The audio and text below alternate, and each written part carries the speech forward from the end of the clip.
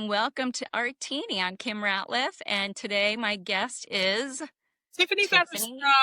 Featherstone. Yay! I'm so glad to have you on. Happy to be here. Great. I'm happy to have you. Let's see. Let's go in I'm an artist in Hawaii, and we met. We'll do a little how we met, our meet cute. I think it was through COVID, right? Gosh, was it that I think long ago? I think I saw your post and I hit you up on some advice because I think I noticed that you had just switched careers, and I was like, oh, here's another woman later in life that's flipping the script and killing it. And I was doing the same thing too, but you were a little bit ahead of me. And so I started texting, and then we're messaging and Yes. we're like online BFFs. And this is the first time we have like FaceTime. I don't know why we didn't do this during COVID, because this is what we all needed. Kidding. This would have been a great idea during COVID. Yeah. So tell the listener, our listener, our one listener, I don't know. Tell listeners about your art journey. A little quick My thing. art journey. Well, as you mentioned, I left my career of being a realtor. I had my real estate career for about 15 years, and raising my two kids as a single mom, it was extremely stressful. So I painted. I mean, I've always been creative my whole life, as every artist we know is. But I was painting to kind of cope with the stress of, my work. And then it just got to where I was selling so much that I thought I could do this full time. And stress was really kind of taking over my body. I was having a lot of health issues, and my body basically said, if you don't quit, I will. So I had to move away. So I guess it was 2023 that we met, because that's when I left. That's when I started my full-time art journey. So Okay. almost 3 years ago. And it was January 2023. So I started off doing abstracts, and I was pouring my paint. And I think it was 2016, 2017, I was like, I want to somehow contain, or I want to have a fixed subject, because when you're pouring, it's just loose all over the place. Right. How do I get like a cactus? How do I get a mountain? And so I started experimenting, and I was talking to multiple artists and trying to get advice on how can I do this and still do the pouring technique. still pour. Yeah, because really, I don't like brushes. I don't know what the hell I'm doing. I get the wrong kind. They leave hair everywhere. I'm like, I don't know. Oh God. So I'm a sponge brush girl. But so anyway, I started exploring with tape, and I started making my own templates, and it turned into this like ridiculously tedious, time-consuming process of, cutting out, pouring, waiting for it to dry, peeling the tape, putting tape down again, Right. pouring, peeling. But it was therapeutic and satisfying, though. 100%. Right? And it still is. Yeah. I really, really enjoy it. I've noticed that since I've kind of gone full time, I don't need the really, really detailed stuff to force me to focus and like not cry and be in fetal position. So it's a little looser now, but I'm really enjoying this process, and I guess people are as well. I love it. And I like your latest phase of like the starlit night with the Thanks. tiny dots. Yeah, that's kind of this year has kind of evolved me into stippling. So I'm just like, I was doing this one piece, and I'm just doing dots for hours and hours and hours. And I get to where I stop blinking, and I'm like, why are my eyes, so because you hyper focus, and then it's so yeah. hypnotic. You're just like in a trance almost. I would get like that when I did like the big octopus like this one because it was on a big scale and you're just doing dots. And then I'd have to stop because I'm like, I don't want to overdo, but you have to force yourself to take a break. It is easy to just like get carried away and then you're like, whoa, that's a lot of And dots. you're like, oh, that's too concentrated. I, I painted over a couple times because I was like, Oh, really? so it's actually triple duty. Crazy. All right. It's cheaper than Uh, I think. yeah, well, I mean, I've always painted since I was a kid, and then I got my degree in graphic design, and then, which is why I still dabble in digital illustration and stuff. And then, yeah, like it's always been therapy.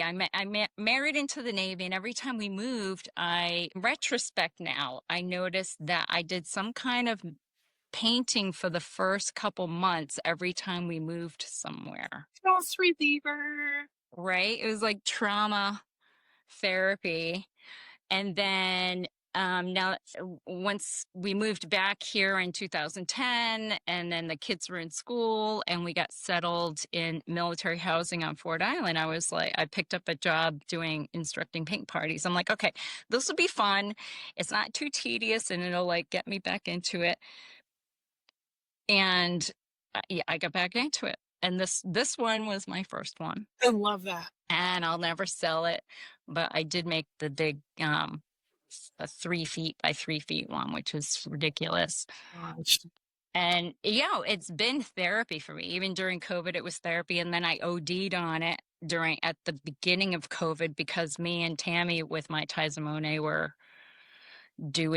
I was doing videos for the free videos every week, every day, and then doing online paint parties with people here who would do porch pickup with materials, and then I would do paint parties virtually on the mainland.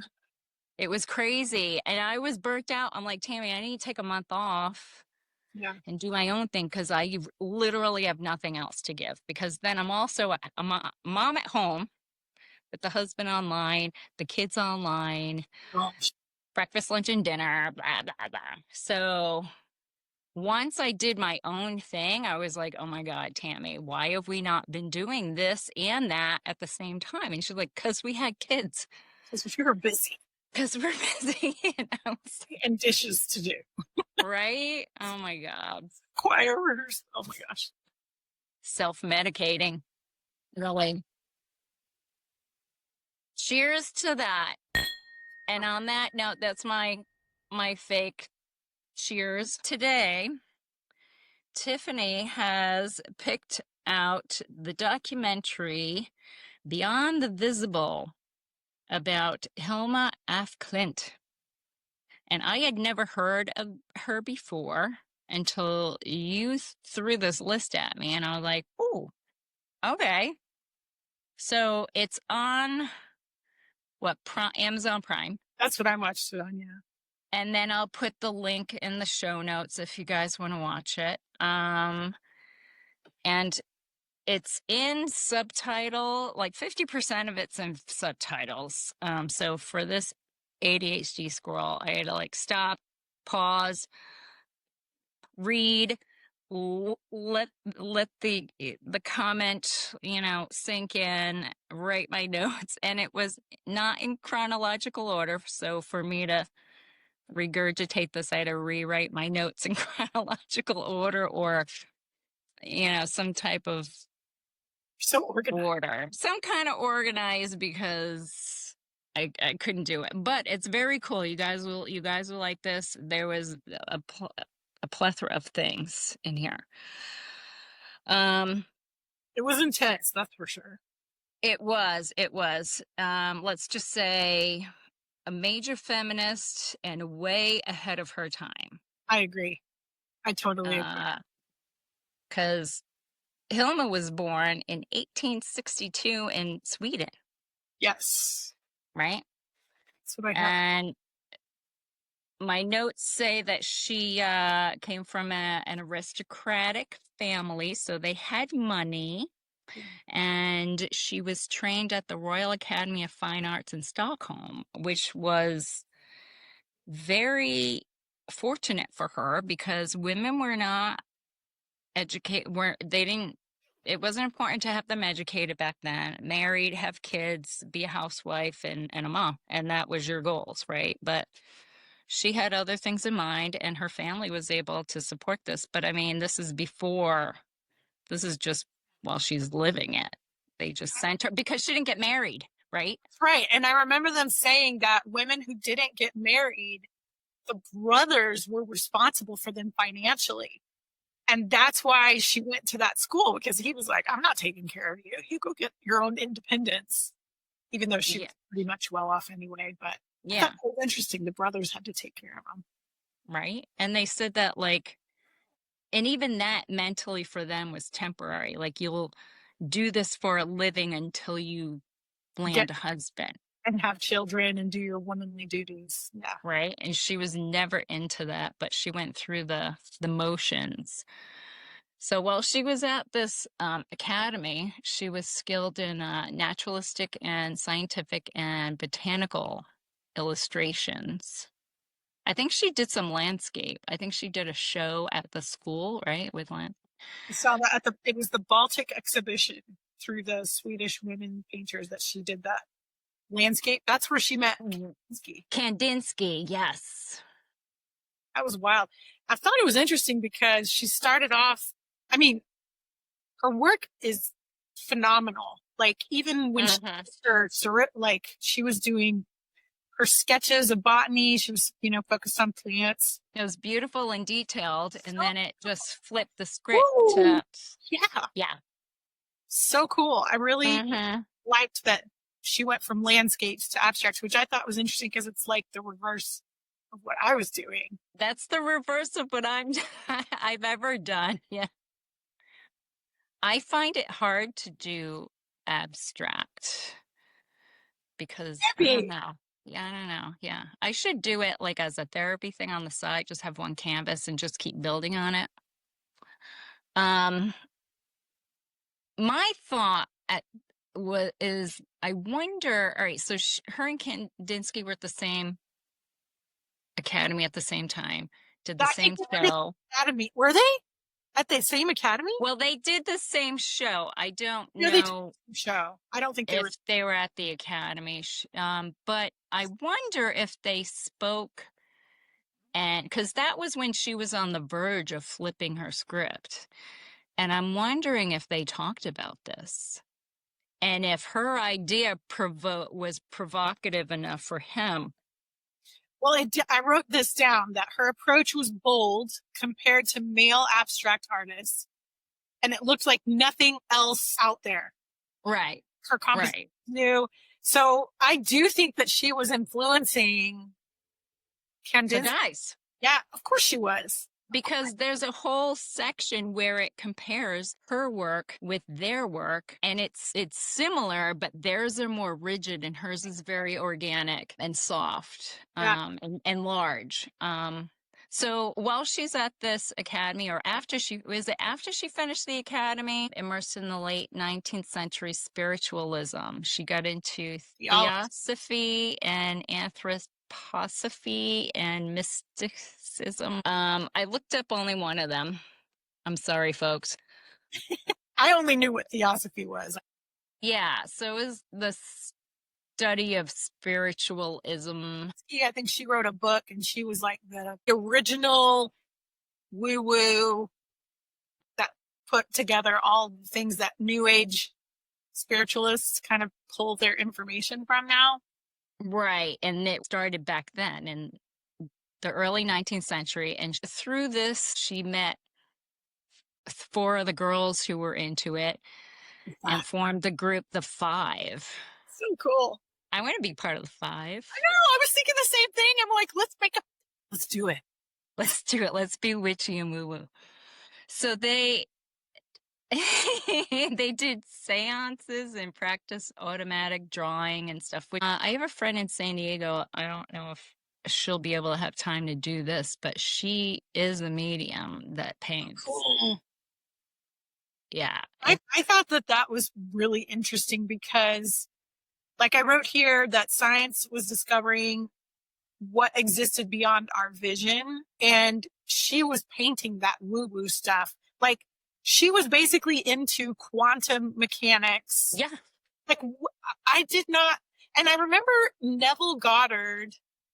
I think he was in the 40s though, but she had to have known him because he was doing all those speeches about this very thing, like how to manifest and quantum, Right. all that stuff. So Well, I wonder if they knew each other. through these groups, they were probably reading all about it and stuff. And maybe he did some tours of it Yeah. where he went to Sweden and spoke for these ladies and they were there. Maybe it's possible. Francisca Bandito. That's my friend in San Diego. Oh, cool. And I did pay, like, we did a group during COVID for like a reading and stuff, and it was she was on point. But anyway, I digress. You might do that a lot. Yes, we have squirrels. We have common squirrels. All right. She did when I was looking at, before they said what it was, I saw her drawings and it was just all scribbles, and I was like, that's divination. She's automatic. Yeah. She's coming and getting information in, and then they went way deep, and I'm like, what? This woman was wild. Like that Taylor guy when he does readings. Exactly. Yeah. Exactly. But she was using it for art.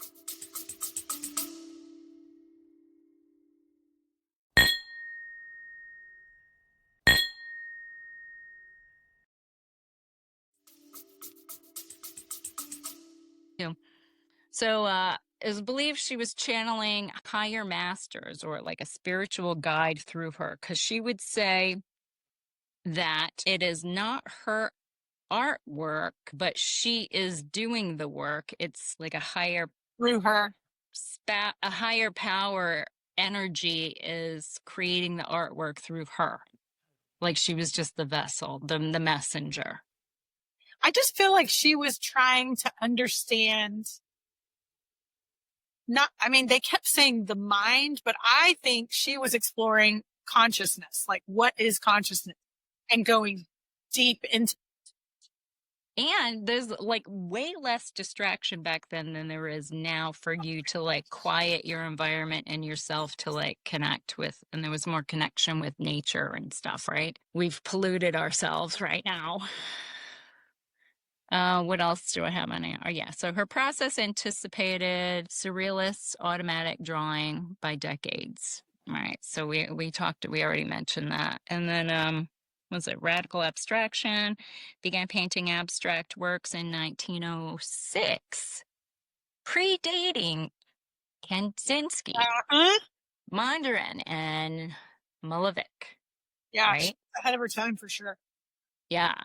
And their paths could have crossed at that studio she worked at above that fancy cafe in town that would attract all the people. That's where she all those artists. Yeah.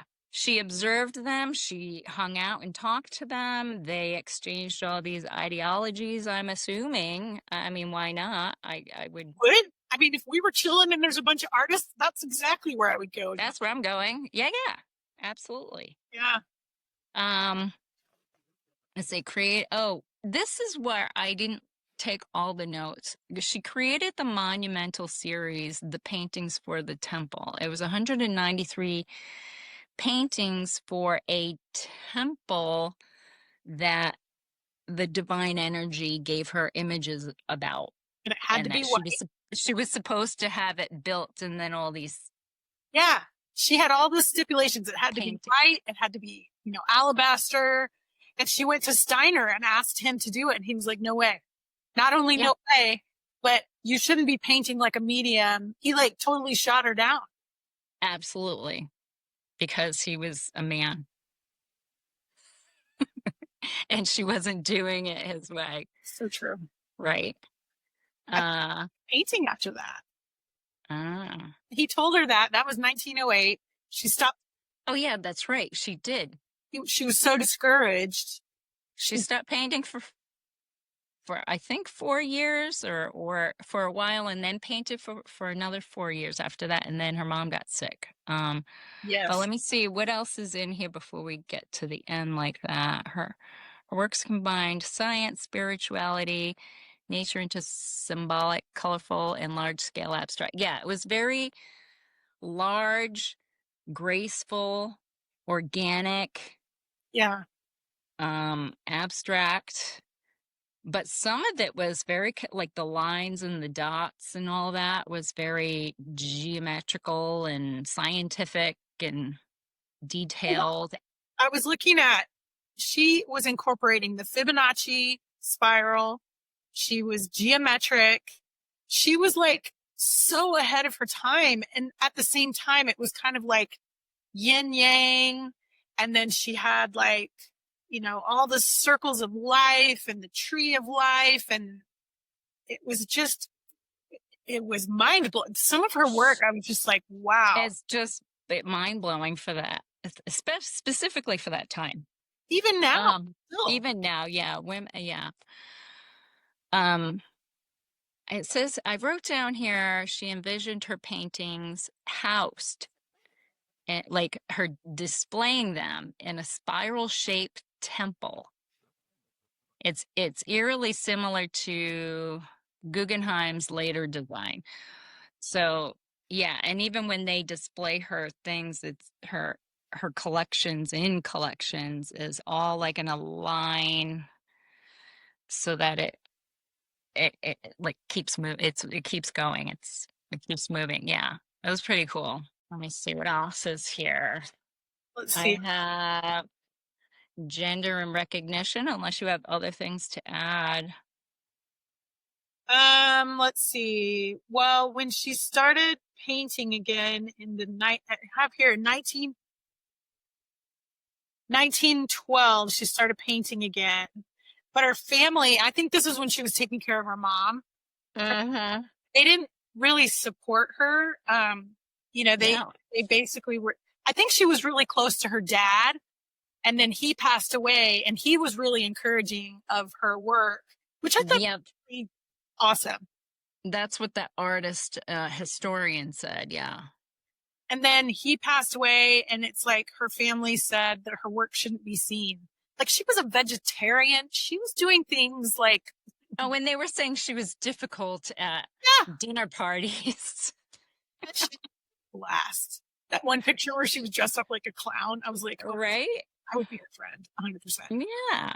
She seemed like a cool, and I guess she was even engaged, or she was asked to be Oh, married. she turned it down. She was like, marriage and family are not my destiny. I wrote that down. That's exactly what she said. And I was like, wow, that's pretty bold. I wasn't sure, the big 10 panels of life that she did. Mm-hmm. I wrote down 111 paintings in 1 year that she painted. Yeah, it was like as if she did Like, a new painting every 3 days. that's insane. But that was when she was Like, being the vessel. yeah, I have that in that. It was right after the divination, but I was like, It was part of that divination focus, hyper focus thing.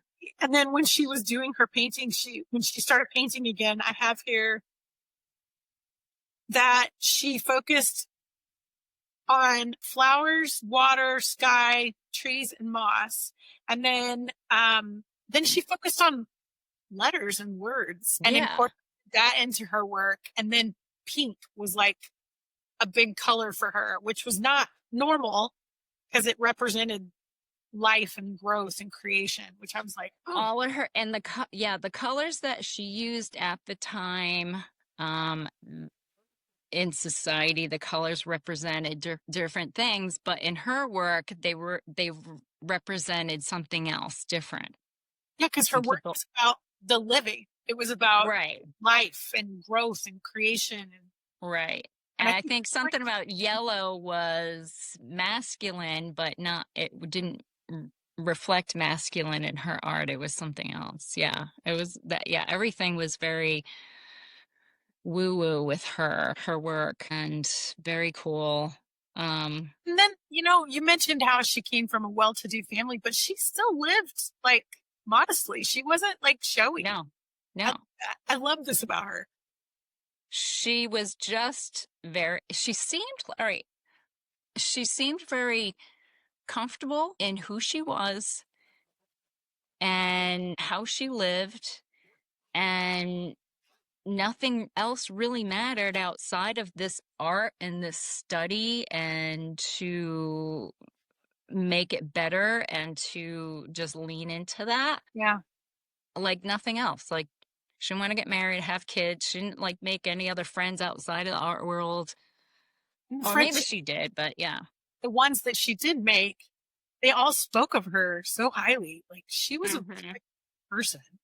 Oh, and there was a thing in here on one of my notes where her friend Anna was wealthy, and I think I don't know if she was part of the five or just someone she met at the academy, but she funded a lot of her art. Yeah. Like, Must I don't know if she paid her rent because she wasn't selling these paintings. She was just So, so somebody had to pay for her supplies and her rent for her studio that she lived and painted in, and feed her. Well, I mean, I guess maybe between her friend and her brothers, maybe. right? I should And have. it was it, my brother's younger. Yeah. Yeah, that was Yeah. Let's see. And then something about 1928, she had an exhibition in London. mm. So she did do exhibits, but that's the thing, that it was almost like people were saying, no, she never exhibited her work, but she did. But wait, did she show her abstract at that one? For what she showed there, I just thought it was because, yeah, I think she did, because I wrote, why did it take 90 years Right. for us to learn about the fact that she did? Because that was discovered, that she did that exhibition in London through a postcard that was found in like, Oh, yeah, that's right. so it was like just a fluke that was even found. Right. Let's see. 82, what? Left everything. Oh, yeah. So I have it here. All right. So Hilma's relative, Hedvig That F. was your main Klint, one, right? yeah, had her move in with her Oh, no, that's her right. in her pleasant villa next to a station shortly after Hilma had an accident with a tram, and then became ill and died at 82 years old, but not before she was able to see her nephew, Eric, one more time to let him know what her wishes were, to be cremated and that all of her work goes to him. And then probably this 20-year thing, Yeah, which I thought was so which interesting. is weird. Don't show this. Here's all my writing about what I studied. Can Here's you imagine? books. And he's like, okay, I'm just going to put that down in the basement. It's going to sit for however long. Wild. Yeah. Cute. Yeah. Imagine this like 82-year-old crazy auntie just being like so determined. No, I'm telling you, like this how it, and I he's love like, that all he honored right. that. I thought it was great that he honored that. And so he was like, all right. And then when she died, she was cremated, and all her artwork, 1,500 pieces of artwork was left to her nephew. And Her she work was, sold her work because she wanted to keep it intact for this reveal later in life, this recording of all of her work. I'm like, man, she was like, that's just so a cool. and an art preservationist as well, because it's on paper and it's watercolor. Yeah. How Like she did she used survive? crushed powdered minerals mixed with egg, I was like, is she making tempera paint? What's going on here? right? The neighbors were like, how does she go through so many eggs? They were always talking about how many eggs she was using because she was making her paints. If she wasn't eating them, because yeah, she was like a full-on vegetarian. Yeah. Her work has only been recognized recently, and over 1 million people have seen her work now. They have now been exhibited in all major art museums around the world. Her work has only been recognized recently. You can't discuss abstract art nowadays without including Hilma. But they Now don't that her acknowledge that because that means they have to change all history. My niece is in art school now. She's a freshman. And so now I need to hit, let her know, like, hey, when you take art history and you talk about abstract, let me know. Let me know if they don't bring her up, you bring it up and you Give them hell. Because mix up the class. I wrote capitalistic patriarchal bullshit. Mm-hmm. They were like, Then it, should not be seen. You're not important. Made me so angry. then and now. Yeah. Yeah, because I wrote in, let's see, in the 70s when her work was being shared, it was dismissed due to her medium work. Her work Mm-hmm. was said to be improper because women should be married and have children. Blah. Gross. Right. Right. The modern world of art is still messed up. MoMA, New York, 1940s to 50s, wrote the history of abstract art.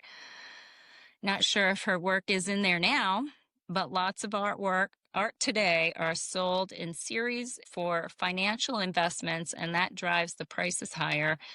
These Swedish artists in the documentary feel that MoMA is only concerned with making money.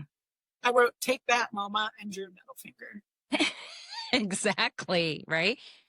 Because Exactly. people who saw her work, visceral reactions, like they were brought to tears, they were in awe, they were just like, what this? And for the MoMA to be like, well, now we'll accept it because we can do an exhibition and make money off of it.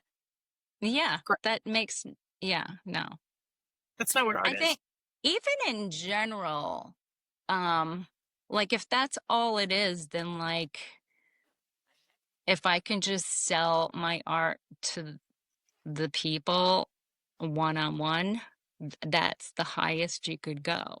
100%, which I think is happening more and more now. The galleries are, Morally, yeah, um, yeah, it's just so bizarre to think of being caught up in that world. Like one of my friends has, well, I don't know if it's a literary agent or an art agent, but like everything has to go through the agent now.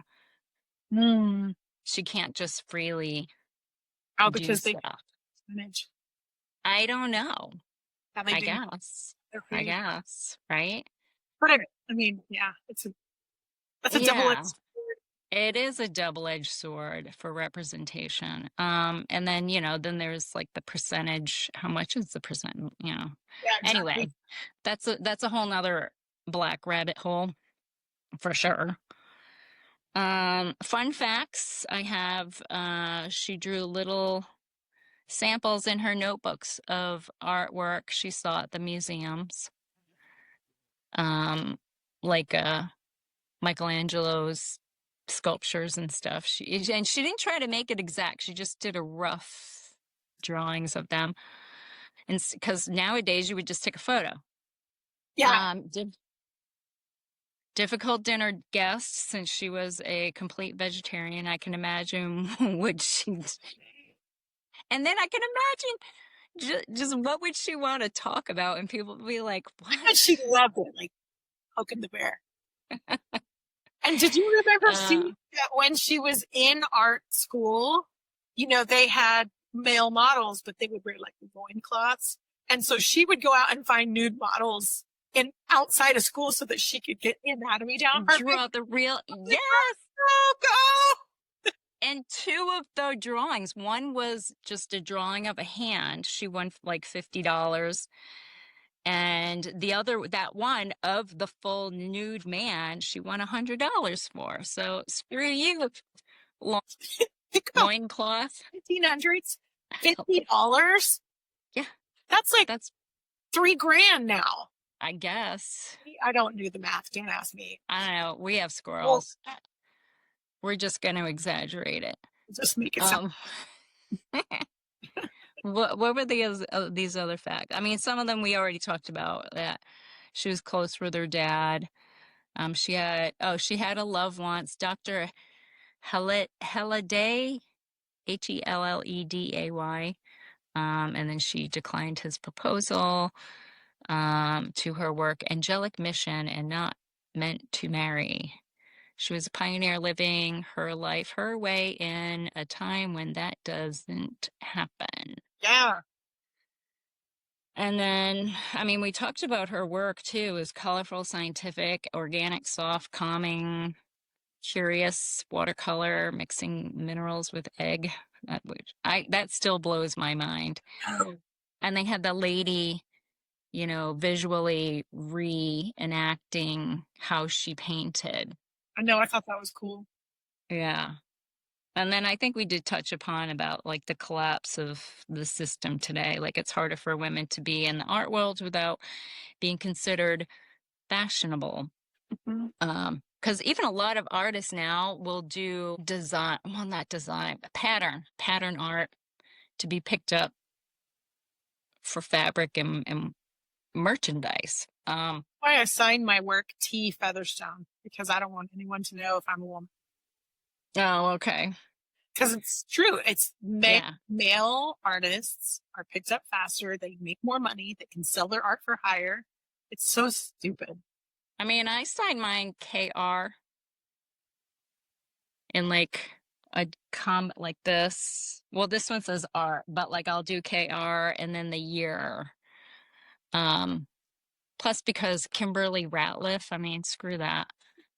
I wish I wish I wish I listened to my uncle and kept my maiden name Keen.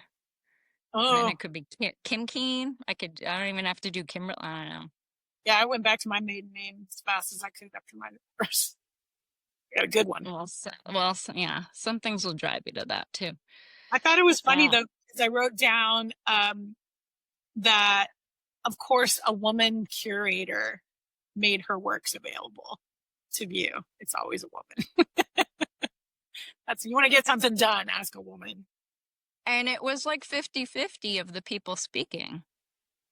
They had like a couple they had like her family member that was still alive Yeah, and a male, I think he was an artist, but then they had like three other women and then I think it was a woman director and all. Yeah.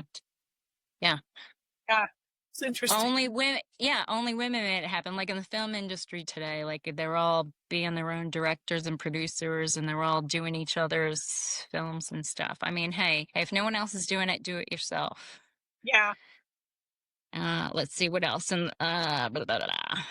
All right, fashionable. Even today, there's lots of women in art school, but what happens to them between school and the marketplace?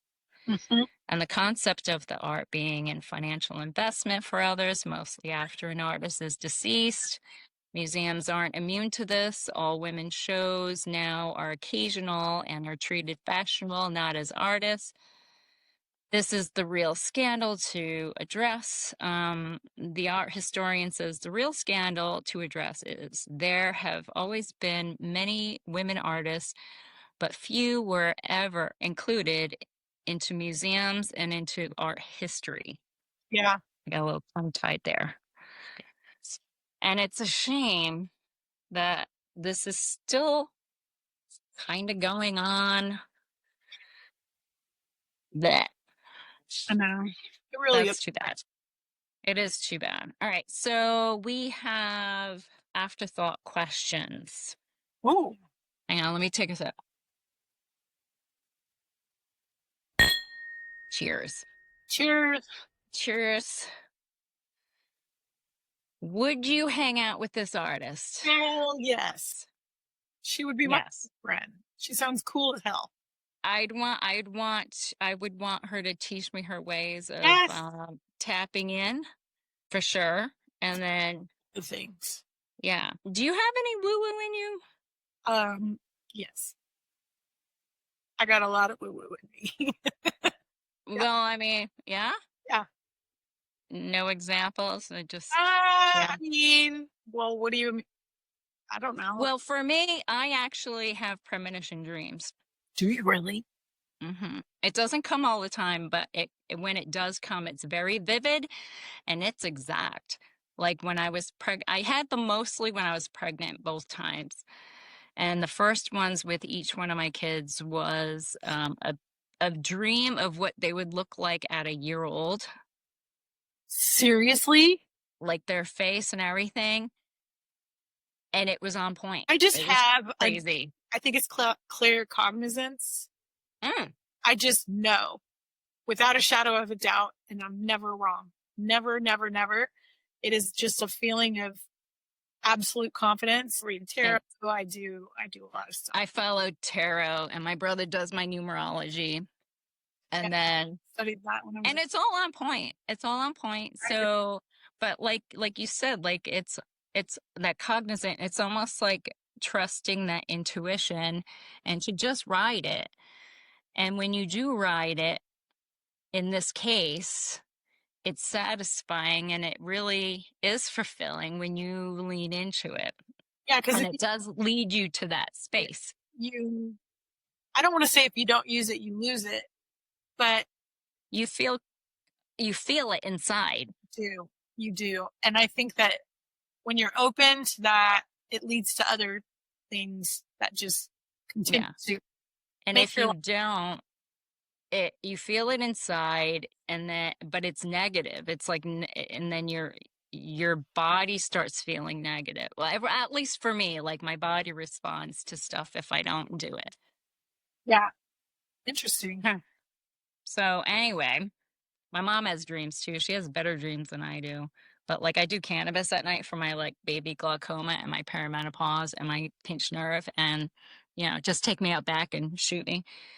So that kind of shuts everything down at night. So, but like on the nights when I'm not doing it, I remember my dreams and I write them all down and stuff. Yeah, my Right. kids. So Your kids mhm. have the abilities. Your kids. I don't think so. I've asked them, but they've never, I don't know. Of my kids have had experiences where they've seen things. I have seen things myself, but I got so scared that I just like willed myself not to be able to do that. And so I Hmm. haven't been able to since I was, let's see, that was in 1994, the last time that happened to me. But my kids have. And You look like a teenager. I was, You well, shut that down? yeah, Oh, you know what? I think it's interesting the times of your life when these things, if you have these things in your life, because it's a hormonal thing. is it? Teenagers, the hormones are coming in. Yeah, menopause. Now I'm getting those dreams again because the hormones are going out. Wow. And I would have those You're dreams when I was pregnant. pregnant. Oh my gosh. Yeah, that Crazy. It could be a hormonal thing. I don't know. could be. Anywho, the next question is, what do you think their studio vibe is? Their studio vibe? I bet she was organized. This is yeah, and in the late 1800s, early 1900s. So it's either dimly lit with a Yeah, few windows or a lot of windows. yeah. I would say, given her financial status, it was probably, That dim. I don't know. I'm thinking she probably had a lot of windows, I'm hoping.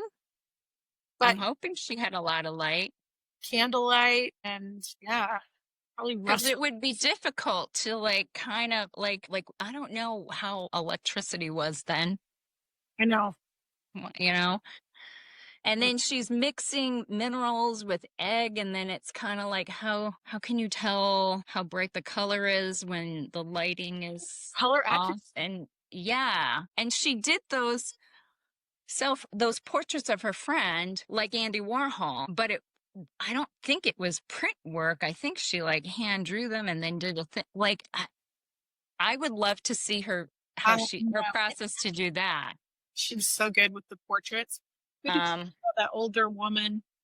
She drew like a portrait of her just kind of chilling. She was probably just sitting down, like, "Eh." I asked. Oh, that was the lady she lived with. Yeah, yeah, yeah. The yeah.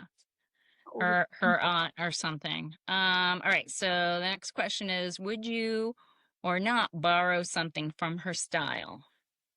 Would I borrow something from her style? Mm, I I have a hard time with borrowing. me too.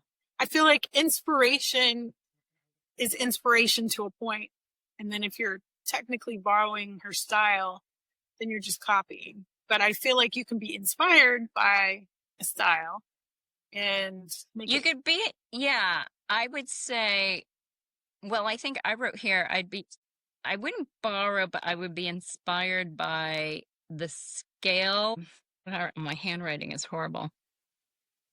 It is. It's like I should have been a doctor. Too many scrolls, though.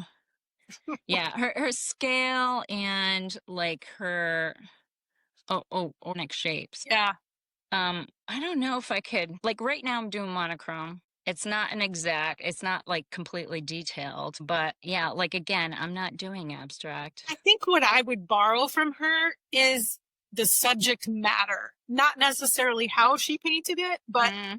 how she painted energy or how she painted. Oh yeah, You know what I mean? Like her subject matter. proactive, like she was painting all this different ways of waves. Like what would your style look like Incorporate. representing atoms and energy in Yeah, your style? Yeah, yeah. I Her would do subject that. matter. I liked her subject matter a lot. I That really would be cool. through her work.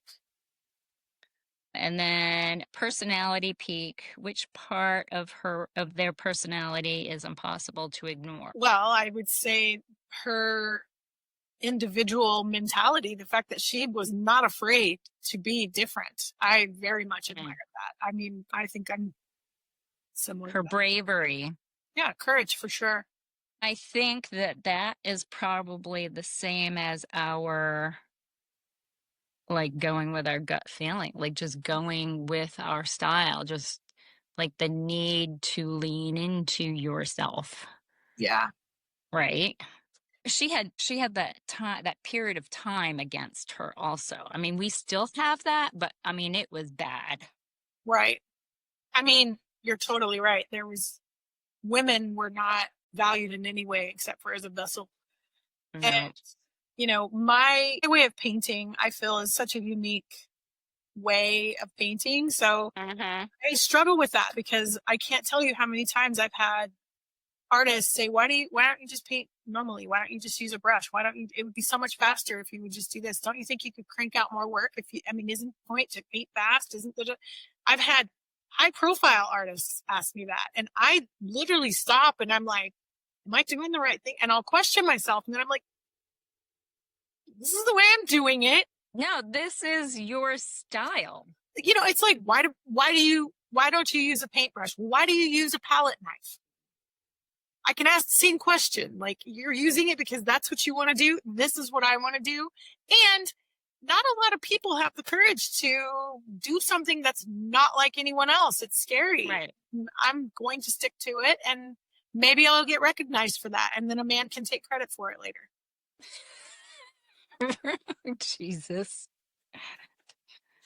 You've heard it for the first time here, folks. It was originally Tiffany's artwork, not his. Not that it's not like anything groundbreaking, but I do think, But yeah. to your point about that time period, Mm-hmm. it could have been so easy, which it was. I mean, Kandinsky, all of these artists were the pioneers when they weren't. It would be right up there if somebody decided that they were going to finger paint. Van Gogh's style could be done finger paint. I think you could easily do that like that, maybe. That's kind of cool. Yeah, I think that's it for It was a really good documentary. I'll be honest, I knew a little bit about her. I didn't know her whole story. I knew that she had artwork that had recently been discovered, but I was not expecting like that was intense and it was. remarkable. She is a remarkable woman. And after I finished watching it, I was like, I am so glad I watched that. I was too. I was like, oh, I'm glad we picked this because I would not have handpicked her on my own. Yeah. and I had never heard of her. It was amazing, Yeah. even though I did have to stop. I got to take notes. I paused multiple times. I'm like, oh, wait a minute, rewind. What did he say? It's But great. even still, even if I wasn't taking notes, I'd still have to stop Just to to like process. read and process this art historian, what this art historian is trying to say in big concepts, because they were all speaking in Swedish. So it was Mhm. like, The one guy, the very first person that was speaking in the movie, the documentary, and he quoted her, and she said, "We all believe that the universe consists of atoms, and that these atoms determine the universe, but it's the other way around." And I was like, "Oh, we're in for a whoa, yeah, what's going to happen here?" I think I'm taking a science class now, which is yeah. it. That was when I got up and because I did get a drink, like a regular drink, to hunker down on the couch. But this is when I got up and I got a snack too. And I'm like, all right, let's bring this. We're gonna like hunker down for a couple hours, because even though the movie was like a little over an hour, I think I was watching it for like 2 hours and 15 minutes, because Yeah, I had to stop and write and then like rewind and like really take in and process all of this anti-feminist stuff, and her being such a pioneer, yeah. and contemplate this, like reiterate the fact this is the early 1900s. That's what I kept having to read. Wait, this is like unheard of in those days. Like that's not Hmm. how women behaved. And Right. I wrote down here that she said to ignore fear or nothing good will ever happen. And I was like, I wrote that. "Her." I didn't say it to myself in those exact words, more like calling your inner dialogue a different persona name and telling her to fuck off. Shut up. No, no, I don't want to hear it.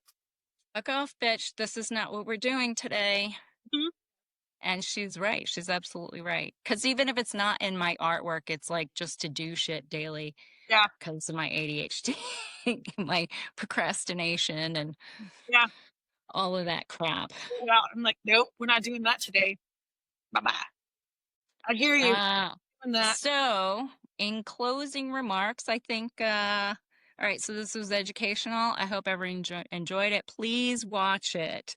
So good. Don't be deterred by it having subtitles and whatnot. It's very good educational watch, very interesting, and very empowering to know that there were women back in those days Pushing the fighting for us man. today, to be here today. Yeah. Beautifully. Like Yeah. such a beautiful way of doing And it. unapologetically, she never compromised with society for anything. So I agree. she was a survivor. She found ways to like have her friend and her brothers support her. Yeah, she found ways to live her life the way she wanted to, and that's unbelievable. Yeah, she was very inspiring. All right. So, do you have any shows or fairs or anything, or sales or anything you want to share with the I folks for the rest of the year? normally I'm at a big show in November, and I didn't do it this year because I just wasn't feeling it. So I took a break from the show circuits in 2025. I wanted to focus on gallery presence, so that's what my focus has been. But 2026, I'm doing a couple of exhibitions. I am hoping that my gallery in Taos, New Mexico, she messaged me today actually, and she was like, "Hey, let's do a show." But that probably won't be until spring because their winter season is like they're snowed in. Like it's Oh, it's freezing. very cold there. That desert cold, yeah. Yeah. So that's exciting. I'm doing another show, I think in February, at a place in downtown Phoenix. So I've got some things coming up. So I would just say if Mhm. you are interested in my work, you can go to my website, and I have an events page there that I keep pretty up to date, and on my newsletter as well. So And what is your website? TiffanyFeatherstone.com. Okay, that'll be in the show notes. And then for me, I have my monthly Bellows paint parties from 2 to 4. I have one in October. We're doing a Halloween pumpkin, and in December we're doing a Christmas pineapple. You can look it up on the Bellows website, which will be in the show notes. I have a Hickam Air Force Base Arts and Crafts Fair in November, the 1st of November. I think it's from 9 to 3. And then the first Friday of December, I'm doing the first Friday art in Haleiwa at the Wave Collective. It is actually above, it's a gallery above Maya's Tapas. And yeah, it's from 5 to 9. So hope to see you guys there. And I think that's all I have other than more of this. Well, I was excited to do this. Thanks for having me. It was a lot of fun. Thank you. I'll have you on again too, because we don't have, I'll, I don't have that big of a lineup right now. I'll happily come on again. Okay. Excuse to have I had a very good time. Cheers. Cheers. Good time. Yeah. So until next time, thanks for listening, folks, and we'll see you later.